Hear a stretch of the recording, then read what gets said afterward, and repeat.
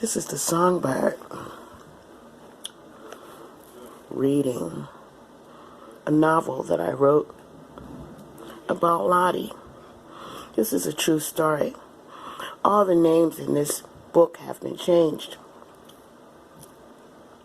to protect them because, well, the book is about me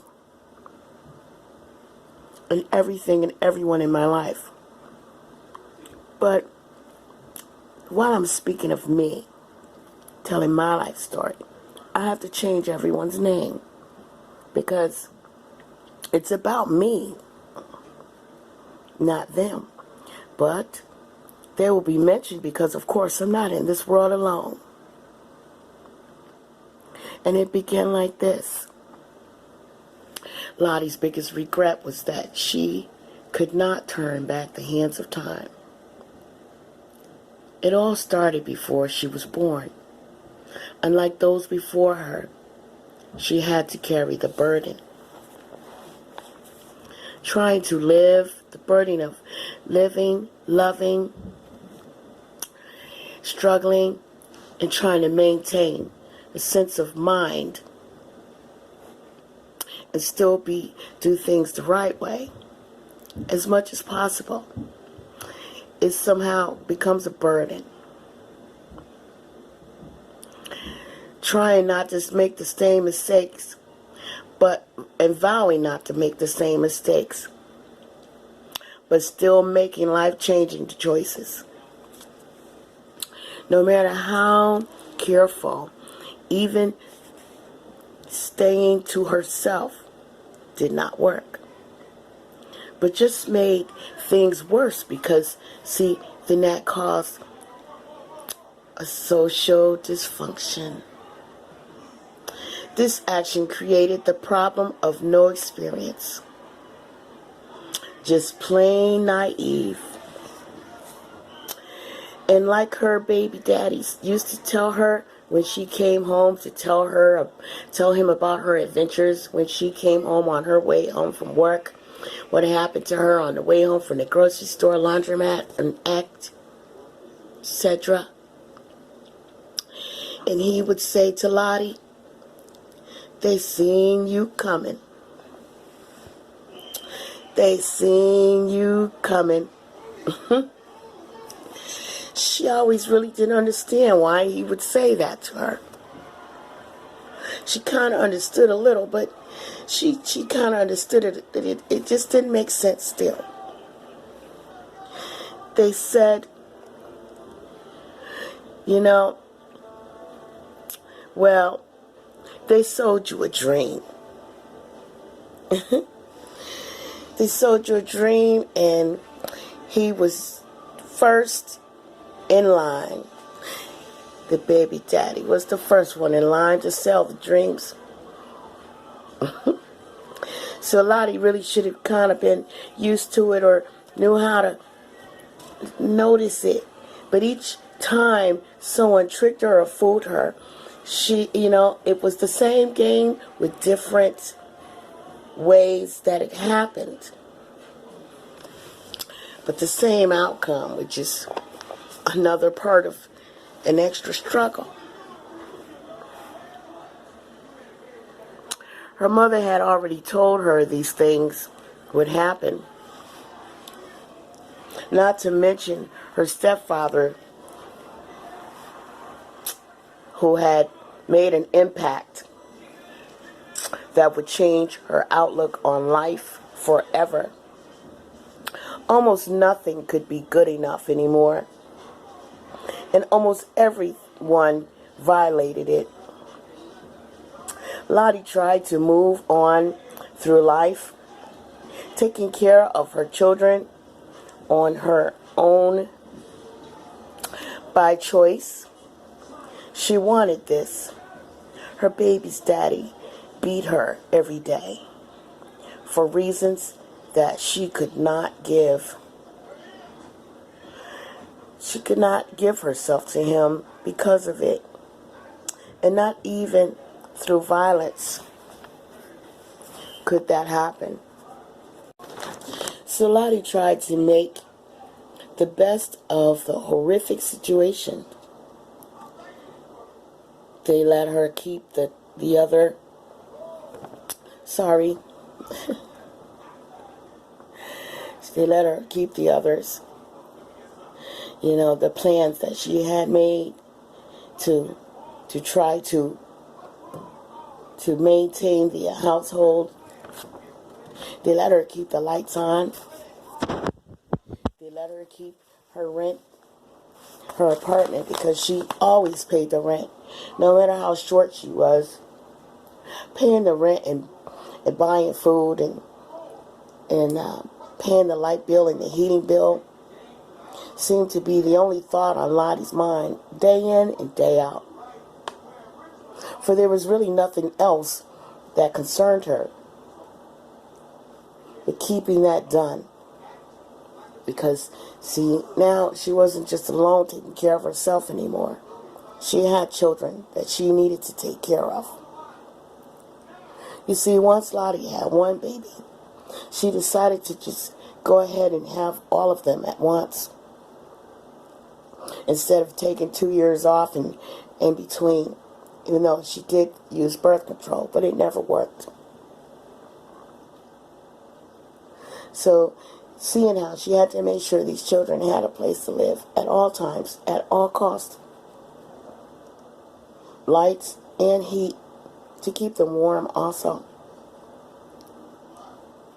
She couldn't think of anything else. No time for fun, no time for going out for parties like some of the associates that she saw when she went to the grocery store or the doctor's office or wherever she went. It was always strictly business. You know, when she went to school, whatever she had to do, when she took the kids to school on her way to school, to try to get an education so that she could get more money on a job instead of the little 3-hour job that she was doing, which was a pretty good thing because she was helping people even though she wasn't getting paid much. She enjoyed the fact that she was helping the elderly people because they so appreciated her so much, which really made her weak as much as it made theirs. But she was going to college so that she could try to get a better job in the medical field and make lots of money and buy a big mansion and, you know, take care of give those kids everything they need, a comfortable life. And also to give herself what she needed, which was a peace of mind, not to sit there all day, every day, thinking about bills, even including while she's sitting there watching movies with the children. All she could think about was bills. She just never said it out loud. At that moment, they were little. They didn't need to hear it. So Lottie, from her little experiences, excursions outside of the apartment, where people tricked her once in a while, who seemed to be friendly, she also developed a few bad thoughts because of it. She tried really hard not to be that type of person, because that's not the person she wanted to be. And that's not the kind of people she really wanted to be around, even though she didn't judge them.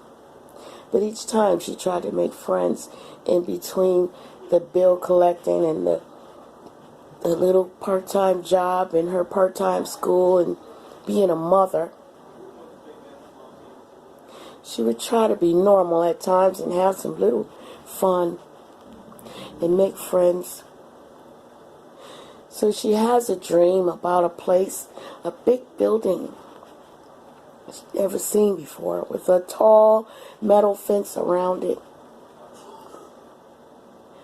She didn't think anything about the dream, and she dreamt about, in that dream, there was a lady, a nice woman that was a little older than her, a lot older, not a lot, but maybe 10 years older, and she befriended Lottie and showed Lottie how to laugh through the struggle and not to be too serious all the time.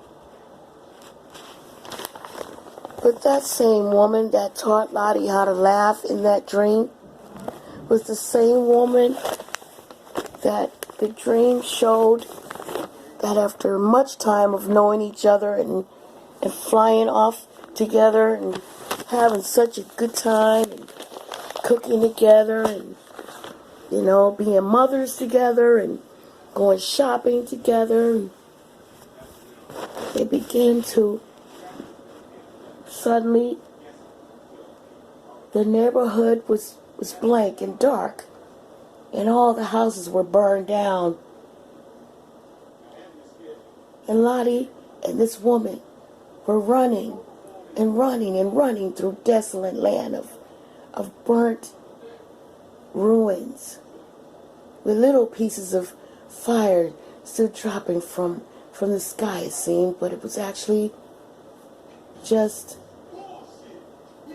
the fire pieces of the buildings that were actually burning up.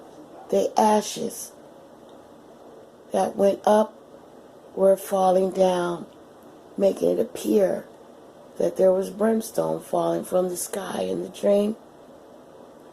And her and this woman were running and running and running for their lives, afraid, with nowhere to go and no way to know why and how this happened.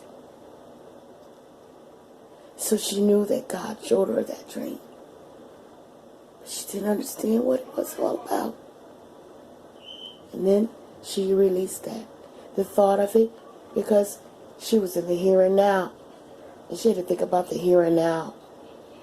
And at that moment, she goes in the kitchen and she makes peanut butter and jelly sandwiches for her little girl, who was only 3 years old at the time, and her baby boy, who was about 18 months old, that he loved his peanut butter and jelly sandwiches. Lottie was pregnant again after she spent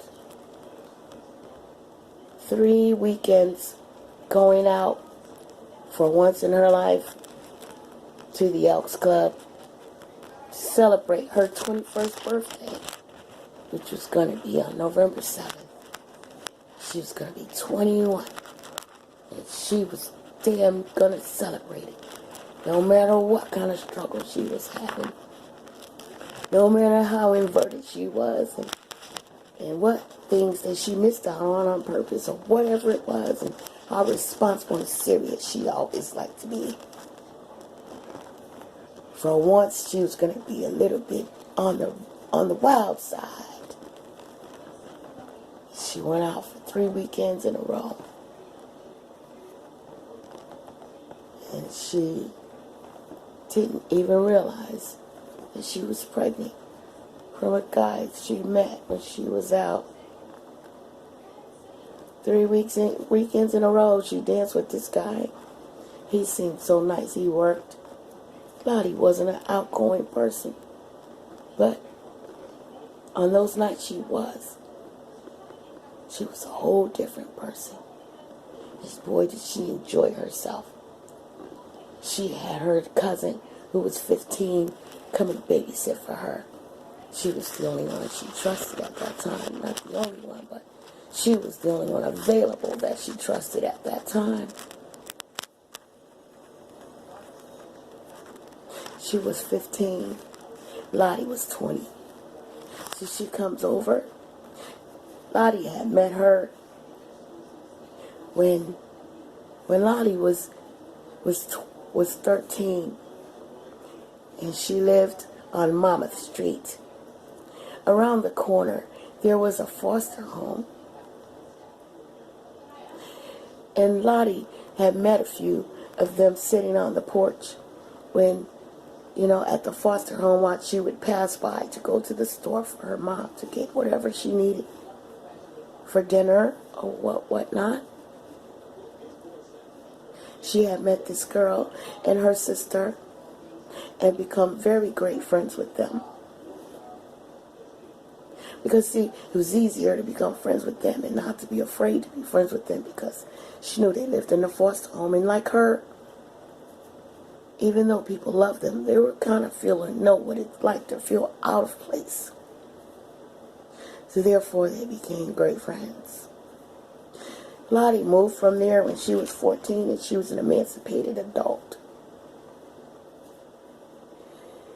And at age 18, she called her cousin, because she had found out that actually the two sisters and the brother were blood cousins of the sister that Lottie had just met when she came from Germany. So at this time, she had her baby set for her. And she went out for 3 weekends in a row. And for 3 weekends in a row, her 15-year-old cousin, sister's cousin, come over and took really good care of the children. And for those 3 weekends in a row, Lottie went to this man's house that she met, who bought her drinks and danced with her, because she wouldn't dance or accept drinks from anyone else there. But he was calm and collective, and he was respectful, and he always talked to her as if she was so important. And he did not talk to her like she was just something that he met. So it made it very easy for Lottie to walk home with him and become very comfortable with him as if she had known him her whole life.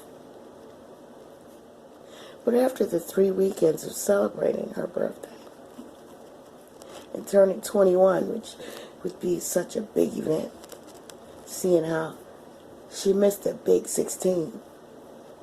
She was too serious. And she missed she didn't miss the big 18. But that's not in this chapter. So she's sitting there reminiscing while she's making the peanut butter and jelly sandwiches for her 18-month-old and her daughter.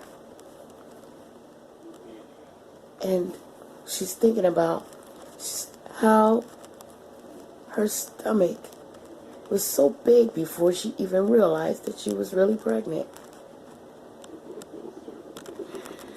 Her stomach was so big, people were asking her, when is the baby coming? And she didn't even think about the fact that she was pregnant.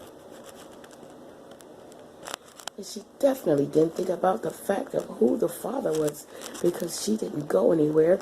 She never went out, and the 3 weekends were over, and she never thought about it again. So she gives the baby his sandwich, and she gives her daughter the sandwich, and she sits down and she realizes that her stomach is really big. And how did it get so big before she even thought about it? The fact that she was actually carrying a baby, though she had felt him move inside of her, he didn't move a lot.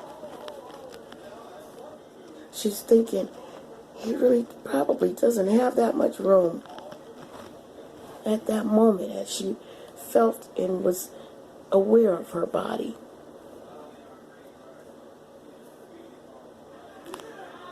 And she realized, this is a big baby. I'm sure he doesn't have that much room. That's the only way she could just not really realize that she was pregnant. Even the baby, even the kid's father had came in numerous days and nights lately, picked her up and threw her on the floor and screamed at her, "You're pregnant. Why are you pregnant?" And she still didn't realize. But at that moment, she was 100% in sync with the baby inside of her, and decided that she would protect it with everything she has, along with the others.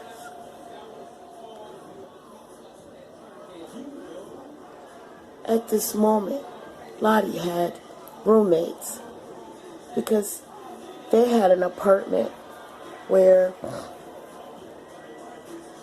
that had got burned up. It was the baby's father's cousin, uncles, and their girlfriends. She became close to one of the girlfriends. She became associated with the other, which she wasn't there that much. The other girlfriend loved her and her children so much, especially the babies. She would take her daughter, Lottie's daughter, to Belchertown, to a farm, to be around horses and cows and chickens. And Lottie thought, you know, that's a great thing. She always wants to take my daughter somewhere like that. Such a beautiful place. Though she hadn't been there, she knew it was beautiful because she grew up on the farm. Lottie knew that it had to be a wonderful thing for her daughter to experience, along with good lunches or dinners, whatever she was feeding her daughter, because somehow she didn't have a lot of food that much.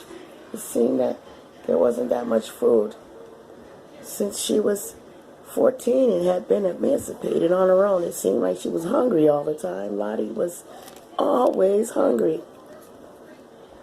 Although it could be a factor of the point that Lottie was also greedy for food since the day she was born, before she was born, actually, and she had caused her mother to crave for apple pie every day while she was inside of her. Lottie was so greedy that she could eat the vegetables off her sister and brother's plates. If they didn't eat it, she would. So now that she had children, she was always worried if they were hungry, because she was always hungry. And yes, there was something in that kitchen, but to her it seemed like there just wasn't ever enough to eat. Lottie's idea of having enough to eat is a full refrigerator that's full every day. The cabinets are full every day. Not just for 2 weeks of the month after you go shopping and then there's nothing to eat. She was very worried if the kids were okay, if they were starving. Because she had seen on the news also that many young mothers unknowingly starved their children to death. Had no idea that their kids were going to die until it happened. So Lottie was always concerned about that. One good thing she knew for sure, she had breast milk. If there wasn't any milk, and she couldn't afford any milk, she made sure she gave her children the breast milk. That baby, the big girl, the big boy, it didn't matter. They were her children, and if they needed milk, she had seen a lady down south when she lived down south, and when Lottie was 7 years old, the next door neighbor lady always had milk. And she saw that lady squeeze milk into a cup and give it to her 14-year-old son. And no, she didn't let the 6-year-old breastfeed, but she always had remembered that day that she went into the neighbor's house to get a glass of water, and some of them wanted milk, and the mother squeezed her breast and filled up glasses of milk for them. Which explains how she kept the milk going, because as long as you squeeze it every day, it's going to come out. It doesn't stop until you stop squeezing it. And that was really a very good lesson. At the moment when Lottie was 7 years old, she thought it was disgusting. She really did when she saw Judy's mother do that. And Mildred, Judy's sister Mildred, she said, Mommy, I don't want none of that. Now, Mom, you know, she was embarrassed because Lottie was there, and Lottie was only 7, and Mildred was 15, but she was embarrassed, and she refused to drink the milk in front of Lottie. She pretended.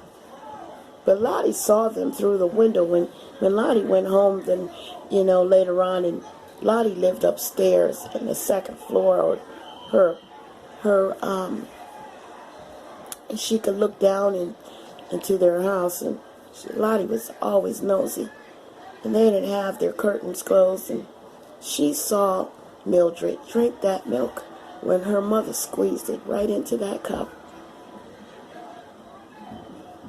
So at this time, in 1981, 83, 84, when Lottie was worried about if the kids had enough to eat, because they weren't up jumping around playing like most kids should be doing that, that's when she would fill up a cup and give them that breast milk. Because after all, they did prove that it was more nutritious than everything you could ever give your children. So Lottie felt really good about that. Of course, she had to wear a triple D bra to hold all that milk, but that was okay. She was young and strong, and her back could take it, the weight of those. Which also meant that in privacy and intimacy, she was never going to let a man touch those, because those were for milk, and those were for feeding the children. So she couldn't have anybody contaminating that milk. So no one was allowed to touch her there.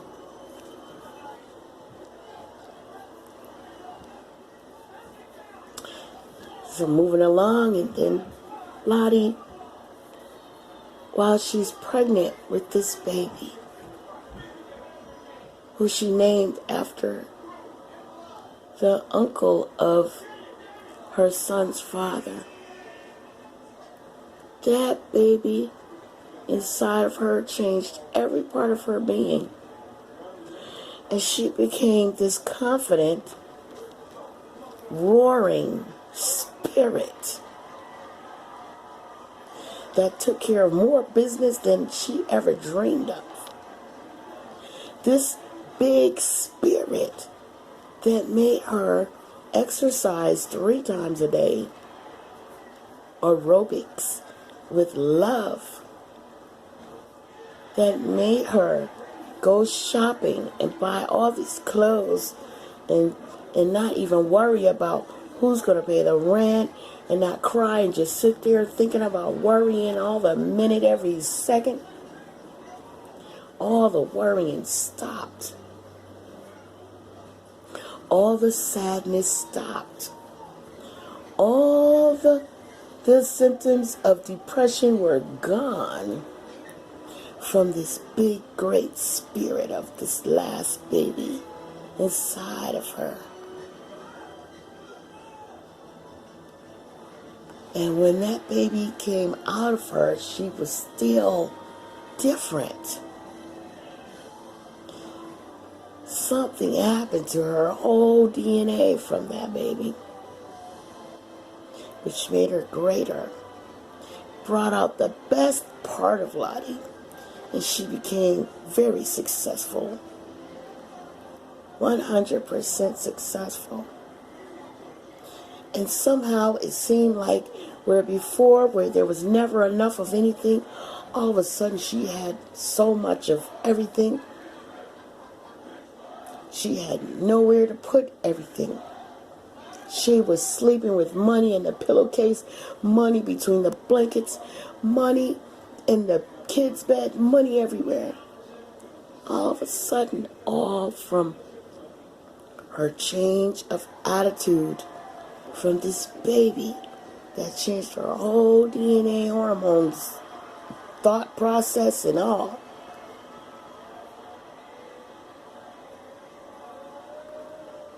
Then the dream of the building it starts to come true.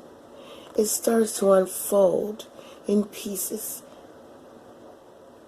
Suddenly, the people, the roommates that you had, because you stopped paying rent, the landlord gave Lottie an eviction notice. The judge gave Lottie 90 days.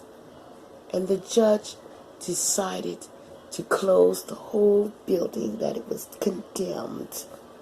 The judge took 21 properties from that landlord. After a year of court, going back and forth, Lottie stood strong each time she went into that courtroom, taking God with her, telling God to speak for her, think for her. Most of all, control the minds of those who had her fate in their hands. Out of this, Lottie alerts the neighbors to help out and pitch in with the court cases to go against it, offering, tempting them with free rent choices. So they did. In the end of the whole year, the judge came to Lottie's house. He went to every apartment in that building, 4 apartments, to see for himself who's lying, the inspectors or the judge or the landlord. The judge sees everything. He sees everything he needs to see. He also sees in Lottie's apartment, he sees potato skins with little holes where the raw